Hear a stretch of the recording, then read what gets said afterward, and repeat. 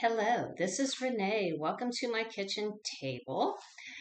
I'm blind and I am documenting my journey through Carcinosarcoma. So please pull up a chair and let's get started.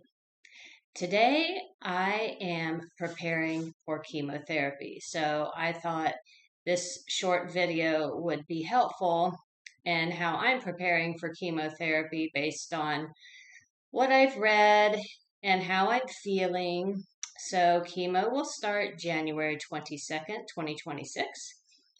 It is a carbotaxol combination, and if you're curious what that is, I will let you look that up. I know most of us these days are researchers, and AI helps us figure that out. I will do 6 cycles every 3 weeks. I will get a cycle for a total of 6, so I should be done by May. So I thought it'd be helpful to talk about how I'm preparing for chemo, how I got to today, the day before chemo, things I did to prepare, and what I'm doing today to prepare for chemo tomorrow. Wow, what a journey so far.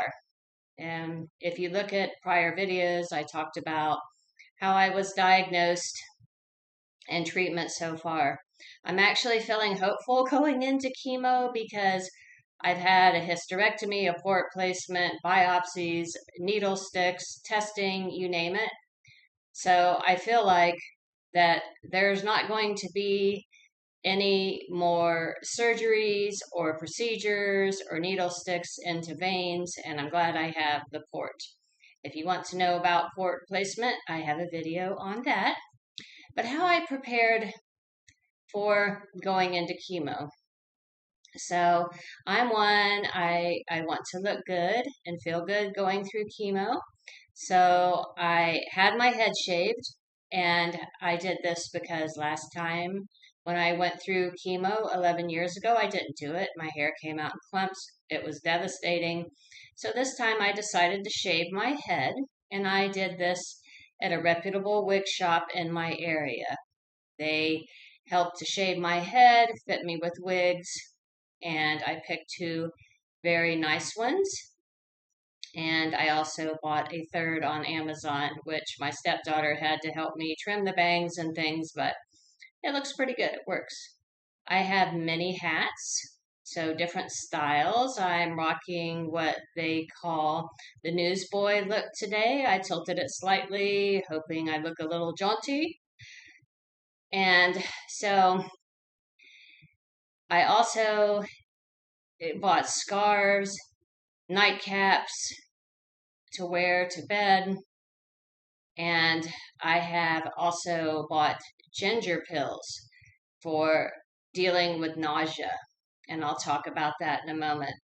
But I feel like it's important to prepare for chemotherapy and knowing that you may lose your hair and eyebrows and eyelashes and having a plan in place for that. So for me, it's hats, hair pieces, wigs, dressing my best, and just keeping a positive mental attitude. As far as today, tomorrow, and beyond, prepping for the first chemo and future, I want to say first, this is not medical advice, but I did a lot of research on ginger, and ginger helps with nausea. So I'm going to take 3 tablets a day, which will equal about 1,000 milligrams. At least I think that's the measurement. And my doctor, oncologist, said that this is perfectly safe. I'm not going to use this as a replacement for dealing with nausea, but as a complementary therapy. As research has shown, it's helpful. Today I started my round of steroids.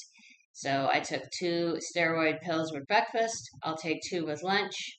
Day after chemo, same regimen with the steroids. And the anti-nausea meds will start the day after chemotherapy.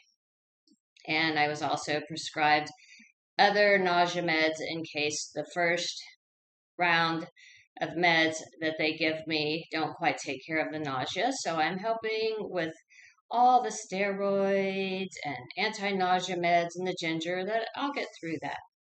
I feel like preparing emotionally for this, I feel at peace, and I'll tell you why. Because, as I said, any of you who've gone through cancer, we know what it's like for getting all the biopsies, the needle sticks, the IVs, the anxiety. What stage is it? Has it spread?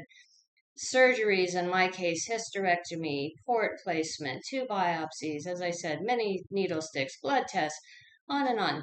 So I'm feeling like tomorrow they'll go in, they will put the line into my port, they'll get what blood they need, deliver the chemo, and I plan on sitting and listening to a book.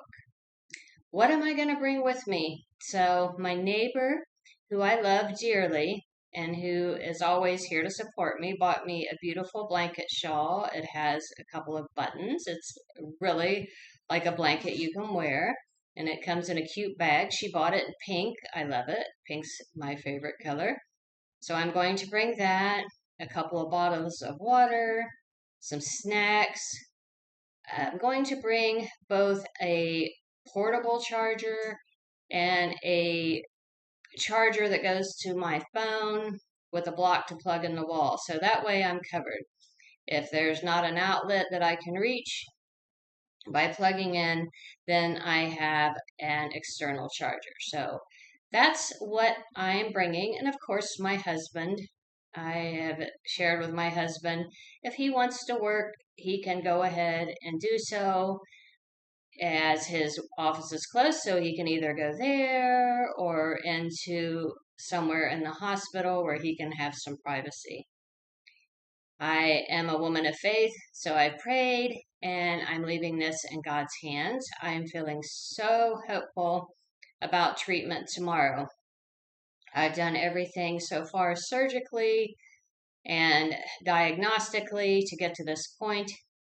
The doctor is saying we're probably not going to do radiation, but we're going to leave it on the table for now and see if it may be needed, but he's not anticipating so. As I stated in a past video, the doctor has stated he's hopeful for cure or remission, but that's cautious optimism from the doctor. He can't guarantee anything. And he said he's feeling hopeful as there seems to be no spread, but this is a biologically aggressive cancer. And I've read and I've researched, and I want to say this.